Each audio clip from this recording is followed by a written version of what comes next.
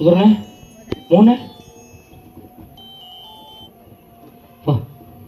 எல்லாம் கனவா? ஐயோ, ஒரு நிமிஷத்தில் எனக்கு என்னமோ ஆயிடுச்சே.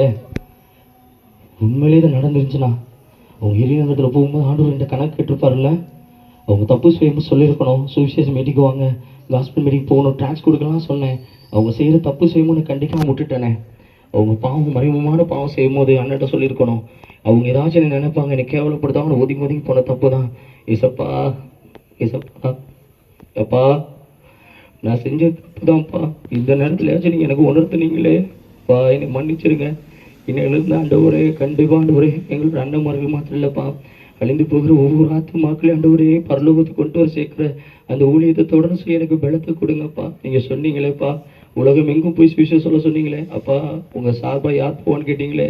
இந்த நாளில் நான் சொல்கிறேன் ஆண்டவரே, உங்கள் அடிமையை நான் போகிறேன்ப்பா. ஆண்டவரே, சுவிசேஷம் என் மேல் விழுந்த கடமை ஆண்டவரே.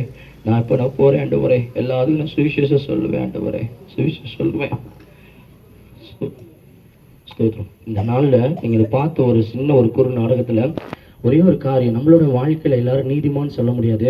பரிசுத்த வேதாகம் இவர் சொல்லுது, தன் பாவங்களை மறைக்கிறவன் வாழ்வடைய மாட்டான், அவள் அறிக்கை செய்து விட்டுவிடும் இரக்கம் பெறுவான் அப்படின்னு சொல்லி பைபிள் வசனம் சொல்லுது. எல்லாரும் ஒரு பாவத்தில் இருப்போம். அந்த பாவம் எங்கே போனால் நித்திய வாழ்க்கையை இயேசு கிறிஸ்துவோட போய் சேர்க்க விடாமல் ஆயிரும். நம்ம வாழ்க்கையில் போய் கோபம் மாம்சத்தின் கிரியைகள் நம்மள்கிட்ட இருக்கும். இது இருந்தால் அவர் பரிசுத்தராக இருக்கும்போது நம்ம அவரை தரிசிக்க முடியாது, பரலோகம் போக முடியாது. இந்த நாள் வாலிப பிள்ளைகளுக்குள்ள ஏதோ ஒரு காரியம் இருக்கும், ஏதோ தவறுகள் இருக்கும். அந்த பாவத்தை விட்டு நம்ம வெளியில் வரணும். இல்லைன்னா இப்போ பார்த்த மாதிரி அண்ணர்கள் இருந்த மாதிரி தான் அவங்களும் ஊழியம் செஞ்சாங்க, மீட்டிங்லாம் வந்தாங்க, ஆனால் கடைசி நேரத்தில் கைவிடப்பட்டாங்க. அது ஒரு சின்ன கனவாக இருந்தாலும் அது நிஜ வாழ்க்கையில் நடந்தால் எப்படி இருந்திருக்கும். இன்றைக்கி நம்ம மறித்தோம் என்றால் நம்ம கண்டிப்பாக ஏசப்பாட்ட போவோமா, இல்லை அந்த அன்னைமார்கள் போவோமா? ஆகவே இந்த நாளில் நம்ம சிந்திப்போம். நீ கிறிஸ்து பிறந்த நாளில் பாவமான காரியங்களை விட்டுருவோம், அறிக்கை செய்வோம். கர்த்தருடைய ரத்தத்தினால கழுவப்பட்டு இந்த நாளில் அவர் இயேசு கிறிஸ்துவின் அன்புல முழுதாய் மாறி கர்த்தருடைய ராஜ்யத்தில் நம்ம பிரவேசிப்பதான் நம்மளோட இலக்கா இருக்கும்.